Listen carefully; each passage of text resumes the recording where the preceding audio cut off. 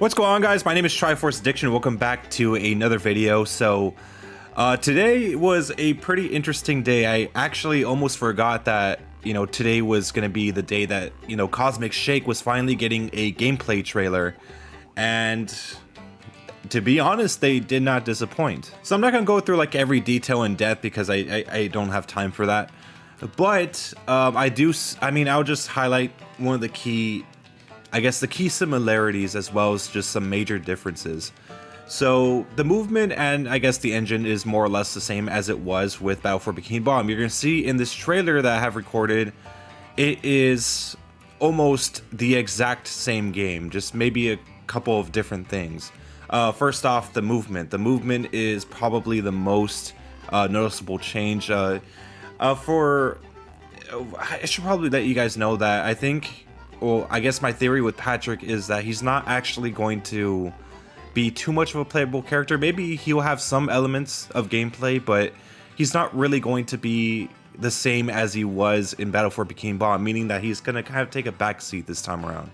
But yes, movement. For Spongebob, there are quite a few different things. There are some that kind of look similar. I did see the ground pound, and the way it works, it kind of looks very similar to Patrick's. Of course, obviously SpongeBob's a different shape, but the way that he goes down looks more or less the same. So there's a lot of traits, from other characters like Sandy and Patrick where SpongeBob is now going to have to carry. And I've noticed this specifically, you could actually glide in this game. So let's say there's a platform a little further away than you could normally land. If you double jump, there's going to be, you have like this kind of glider thing. It's basically the pizza from that episode where SpongeBob and Squidward are delivering pizza to a customer, and they get sidetracked completely. You could also kind of like lock on to players, kind of like if you ever played like Sonic in Smash Ultimate, where if you just press B or something, he'll pretty much just like charge towards the person you're trying to hit. That's more or less the same here. I'm not sure, like it does seem kind of overpowered right now, but I'm pretty sure it's not going to be a major deal. Keep in mind, most of the stuff in this game is still very early in. You could actually tell there's just a lot of things that are not animated. For instance, the Tikis have returned, but they're not actually moving. They used to have they used to move around, shake, chatter their teeth when they were scared when you're nearby, but in this version they're not really moving at all. Maybe they probably haven't set up the animations yet. And also the grass, especially, that's another thing I've noticed, that it looks very low quality. It doesn't really look animated. It doesn't have its natural movement like it did in Jellyfish Fields, stuff like that. It looks really unfinished still, so I kind of understand why they didn't have a release date. So the trailer starts off pretty simple. You see Patrick and SpongeBob making their way into this place that I guess it's like a universe where I guess Gary rules or something, and I guess Gary's like super high on like candy, and they're trying to figure out a way to kind of like just calm him down. So you're just going around the stage trying to avoid him. It's one of those things where you can't let him spot you or he's pretty much gonna fuck you up.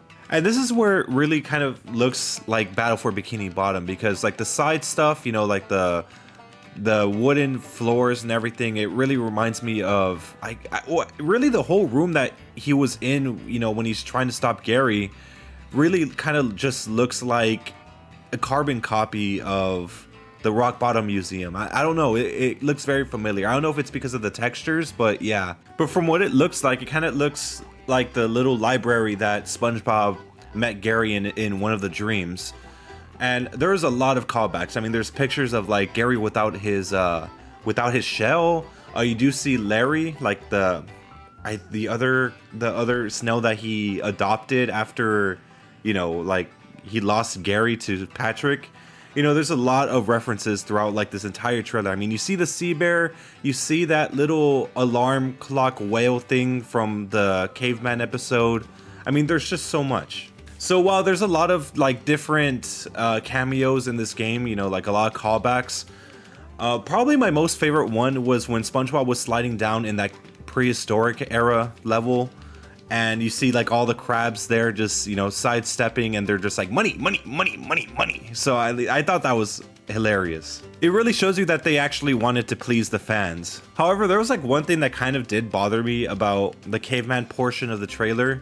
So when Squidward's actually trying to catch the jellyfish, you know, in their caveman outfits, especially with Patrick, because it kind of solidifies the fact that, you know, even if you're in a different timeline, or I guess in a different universe, Patrick is also going to be dressed for the occasion. So you see the Patar look on him, even though he's a little smaller. The one thing that did bother me about that while Squidward was trying to capture the jellyfish was that, you know, the caveman Spongebob, caveman Patrick were kind of just like referring to him still as Squidward. I guess they forgot to mention that, you know, he did have a caveman name too, because from what I remember, I believe his caveman name was Squog or something. Also, some pretty cool things I noticed is that the underwear is actually making a return, so I believe that's still going to be your health. I'm not really too sure, but it really sounds like it. I mean, there's no real reason to change it. It's more or less the same game, just, you know, different levels. Which is also another thing that I do have to touch on. So the levels, like I said, they're not really that perfect right now, but from what they said, I mean, you're gonna have like over what, 50 costumes, and you know, I guess each level has their own theme of costume, but I doubt that there's gonna be like 50 different levels unless they're like really small, but I highly doubt it because some of them look pretty huge, like the Western one. Keep in mind they're actually just showing clips, so like let's say for example the Gary one, I'm assuming that that's not just the only part where they just go into that portal and immediately they have to face Gary.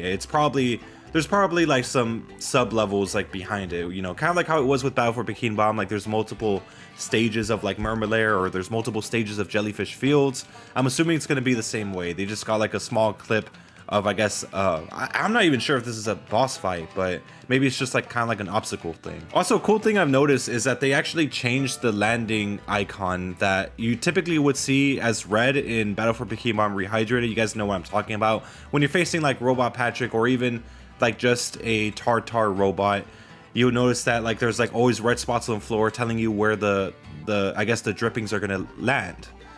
It's more or less the same here, but they changed it from red to green.